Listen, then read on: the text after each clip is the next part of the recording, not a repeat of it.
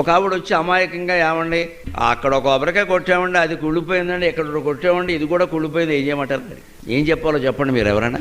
నాకు జాలేసింది నిజంగా. పెద్ద వయస్సు ఆవిడకి ఏదో మనసులో శంక ఉంది. అంటే పాపం ఆవిడకి బెంగ ఏమిటంటే ఈ కొబ్బరికాయ కుళ్ళిపోవడం అనేది మనకి జరగబోయే అశుభానికి ఏమన్నా సూచనేమో. ఎంత గుడ్డి నమ్మకం ఉండేది. మన జీవితం ఇంత చేస్తే కొబ్బరికాయమే ఆధారపడి ఉందా? ఇక్కడే ఎందుకు అని ఆలోచించాలి. కొబ్బరికాయ కుళ్ళిపోవడానికి నీ జీవితం కుళ్ళిపోవడానికి సంబంధం ఏంటి?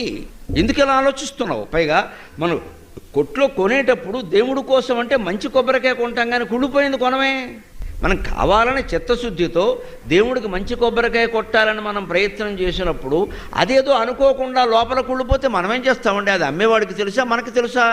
అలాగనే ఏమండి దేవుడికి తెలుసు కదండి, నా చేతికి మంచి కొబ్బరికాయ ఇచ్చేలా చేయొచ్చు కదండి, దేవుడికి వేరే పని ఏమి లేదా? నీ కొబ్బరికాయ లెక్కెట్టుకుంటూ కూర్చుంటాడా?